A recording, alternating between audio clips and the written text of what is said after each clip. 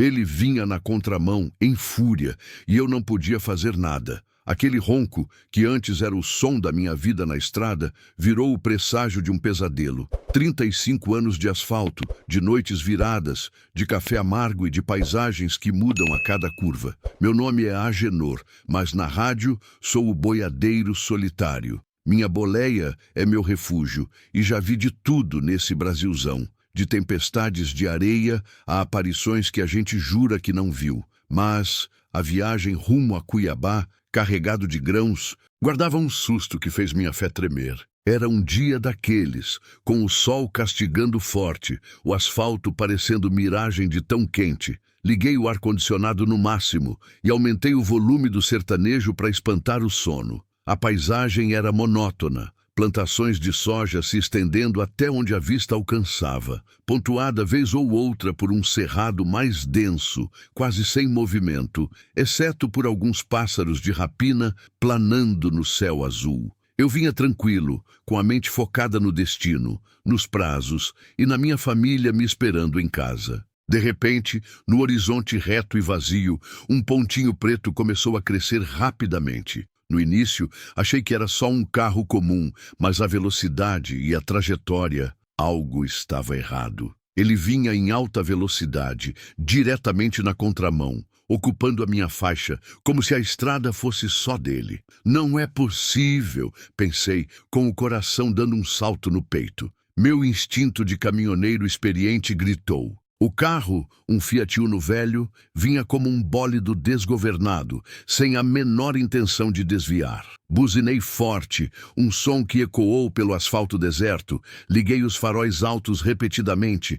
Tentei sinalizar de todas as formas possíveis, jogando o bruto para o acostamento o máximo que pude. Mas era como se o motorista estivesse cego, em transe, ou simplesmente ignorando minha presença e o perigo iminente. A colisão era inevitável. Senti o impacto brutal, um estrondo surdo que rasgou o silêncio do Planalto. O caminhão sacudiu como um brinquedo nas mãos de uma criança, e eu fui arremessado contra o cinto de segurança. Tudo se tornou uma mistura de escuridão, barulho de metal retorcido, vidros estilhaçando e o cheiro acre de borracha queimada e combustível. Por um momento, achei que era o fim da linha. Acordei com uma dor lancinante na cabeça e o cheiro forte de óleo diesel e fumaça misturados no ar. A cabine do meu Actros estava irreconhecível, completamente destruída, com o para-brisa em milhões de pedacinhos e o teto amassado. Tentei me mexer, mas senti uma fisgada forte e aguda na perna direita que estava presa entre as ferragens do painel. Cada respiração era um desafio, cada movimento uma tortura. Com muita dificuldade abri os olhos e vi a cena de horror.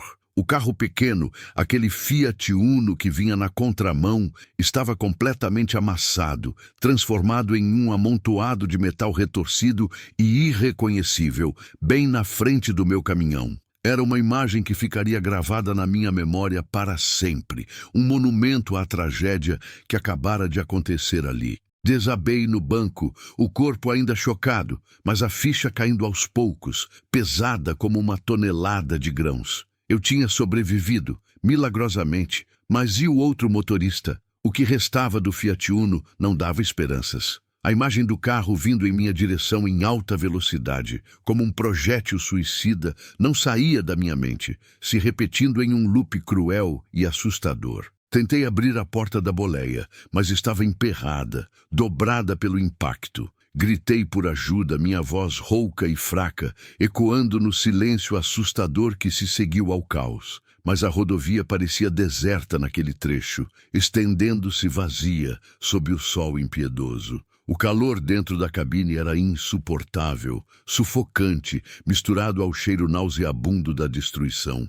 Depois de um tempo que pareceu uma eternidade, talvez 20 minutos ou uma hora, ouvi o som distante de um motor. Uma caminhonete velha, levantando poeira no horizonte, se aproximava lentamente. Alívio. O motorista, um senhor de rosto marcado pelo sol e um chapéu de palha puído, parou assim que viu a cena do acidente.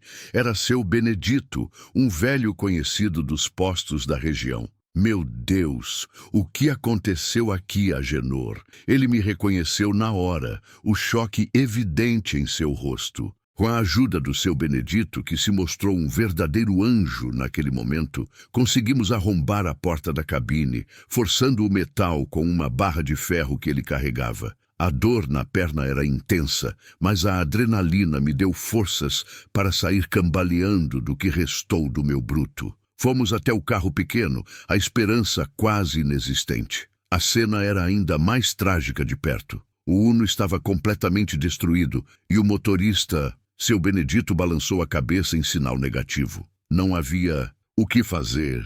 Liguei imediatamente para a polícia rodoviária, minha voz embargada pela emoção e pelo choque, mal conseguindo pronunciar as palavras. Em seguida, acionei a seguradora, tentando manter a calma em meio ao caos. Meu corpo tremia, não só pela dor, mas pela gravidade do que tinha acabado de presenciar e vivenciar. A vida, de repente, tinha mostrado sua face mais cruel e imprevisível. Enquanto esperávamos a chegada das autoridades, seu Benedito, com a calma de quem já tinha visto muita coisa na vida, me contou que aquele trecho da rodovia era perigoso, com muitos acidentes, principalmente por causa de motoristas imprudentes ou cansados, que se arriscavam demais nas retas longas. Ele também disse que conhecia o motorista do Uno de vista, um jovem que trabalhava em uma fazenda próxima, um rapaz trabalhador, mas que andava meio desiludido. A notícia me atingiu como um raio.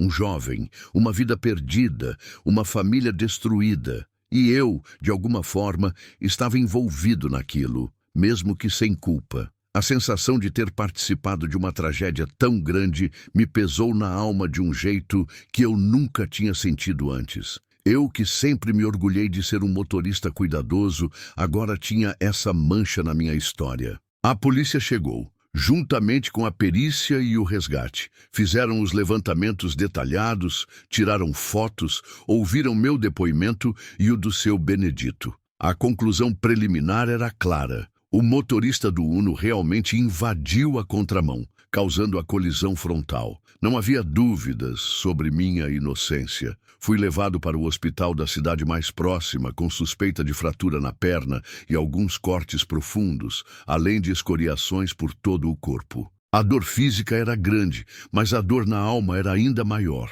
No hospital, enquanto esperava os resultados dos exames, não conseguia parar de pensar no acidente. A imagem do carro vindo em minha direção, a buzina desesperada, o impacto, o barulho do metal retorcido. Tudo se repetia em minha mente como um filme de terror em looping, sem trégua, sem descanso. Eu era um motorista experiente, sempre prudente na estrada, com um currículo limpo, porque aquilo tinha acontecido comigo. A notícia da morte do jovem motorista do Uno se espalhou rápido pela região. A culpa começou a me corroer por dentro, apesar de todos me dizerem que eu não tinha culpa. Será que eu poderia ter feito algo diferente? Será que eu poderia ter evitado a colisão de alguma forma, mesmo ele vindo em minha direção? Mesmo sabendo que ele estava na contramão, a sensação de ter participado daquela tragédia, de ter sido o instrumento do destino em um dia tão fatal, me assombrava. Passei a ter noites mal dormidas, revivendo o acidente em meus pesadelos, acordando suado e ofegante com o barulho da batida ainda ecoando em meus ouvidos. O sono não vinha, e quando vinha, era cheio de imagens perturbadoras. Depois de alguns dias no hospital, recebi alta, mas a recuperação da perna seria longa e dolorosa. Voltei para casa, mas a alegria de rever a família estava ofuscada pela sombra do acidente. Minha esposa, Maria, sempre tão forte e compreensiva, tentava me confortar. Agenor, você não teve culpa. Foi ele quem veio na contramão. Você fez o que pôde para evitar. Deus sabe de todas as coisas. Mas as palavras dela, por mais sinceras que fossem, pareciam não alcançar a ferida na minha alma. Os dias se arrastavam, lentos e dolorosos, a perna imobilizada, a mente atormentada. Não conseguia mais ouvir as músicas sertanejas que tanto amava. As modas de viola que antes me acalmavam na estrada agora soavam melancólicas demais. O ronco do Actros, que antes me trazia conforto e a sensação de liberdade, agora ecoava em minha mente como o som da colisão, um lembrete constante da tragédia. A estrada, que era minha vida, meu sustento, parecia ter se tornado uma ameaça constante, um lugar de dor e perigo, e eu não sabia se teria coragem de voltar para ela. A seguradora cuidou dos trâmites legais, mas o processo foi longo e burocrático, arrastando-se por meses. A família do jovem motorista estava inconsolável. Soube que ele era o único sustento da casa, deixando esposa e um filho pequeno, de apenas 4 anos, completamente desamparados. A notícia apertou ainda mais meu coração, me enchendo de uma tristeza profunda e um sentimento de impotência diante da vida. Senti uma necessidade imensa de fazer algo, de tentar amenizar a dor daquela família, de alguma forma, mesmo sabendo que nada, absolutamente nada, traria o jovem de volta. Era um impulso que vinha de dentro, uma busca por redenção que eu não sabia nomear. Eu precisava olhar nos olhos daquela dor e tentar oferecer um pouco de consolo, se possível. Depois de muita reflexão e com o apoio incondicional de Maria, decidi procurar a família do rapaz. Não sabia o que dizer, como agir, temia a reação deles, a raiva, a dor, mas sentia que precisava fazer isso, por mim e por eles. Precisava olhar nos olhos daquela dor e, de alguma forma, pedir perdão, mesmo não sendo o culpado direto pelo acidente. A primeira visita foi difícil, a mais difícil da minha vida. Fui acompanhado de Maria, que me deu forças. A mãe do jovem, Dona Alzira, uma senhora já marcada pela vida e pela tristeza, me recebeu com os olhos inchados de tanto chorar, mas com uma dignidade que me tocou. Eu, com a voz embargada, tentei expressar meu pesar, minha dor sincera pelo ocorrido. Ela me olhou, não com raiva, mas com uma tristeza profunda e uma compreensão que me desarmou. Agenor, meu filho se foi. Nada vai trazer ele de volta. Mas eu sinto que ele fez uma coisa errada naquele dia. E o senhor, coitado, se viu no meio. Deus sabe o que faz. As palavras dela, cheias de uma resignação dolorosa, me trouxeram um alívio inesperado, um bálsamo para minha alma ferida. Conheci a viúva, ainda muito jovem, com o olhar perdido, e o filho pequeno do rapaz, um menininho de uns 4 anos, que me olhava com uma curiosidade inocente, alheio à tragédia que mudara sua vida. A imagem dele me apertou o peito. Era a ele, ao futuro dele, que eu precisava ajudar. Era o mínimo que eu podia fazer. Ofereci ajuda, discreta mas constante. Pequenos valores mensais para o sustento da família, a promessa de conseguir um bom trabalho para a viúva assim que ela estivesse pronta para voltar ao mercado. Maria me apoiou em tudo, dizendo que era o certo a fazer, que a caridade e a empatia eram os caminhos para a verdadeira paz. Aqueles gestos, pequenos diante da perda imensa que eles enfrentavam, começaram a aliviar um pouco o peso no meu coração. A culpa não sumiu por completo, mas se transformou em compaixão, em um desejo genuíno de fazer a diferença na vida daqueles que sofreram tanto por causa de uma fatalidade na qual eu estava envolvido. Era uma nova forma de carregar aquele peso, agora mais leve e com propósito. Meses se passaram. A perna curou completamente, e o laudo final da perícia confirmou, sem sombra de dúvidas. O jovem motorista do Uno estava sob efeito de álcool e entorpecentes e invadiu a contramão intencionalmente num ato de desespero ou irresponsabilidade. Eu não era culpado, nunca fui, mas a vida dele e a vida da sua família estavam para sempre ligadas à minha por aquele acidente fatídico. Voltei para a estrada. O primeiro trecho foi um calvário. Cada curva me lembrava o impacto. Cada carro vindo na contramão me dava um sobressalto, um frio na barriga.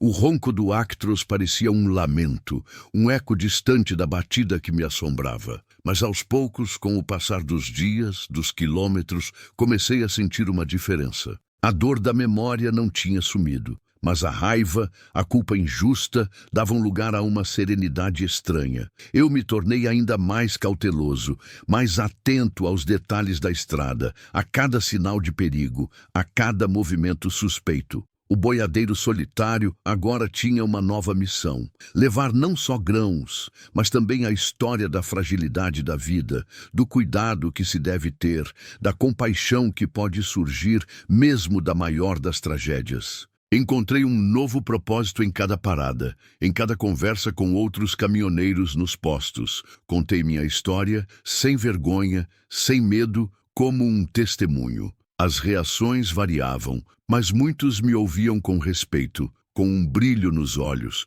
e alguns até revelavam suas próprias cicatrizes invisíveis da estrada, suas próprias histórias de superação e dor.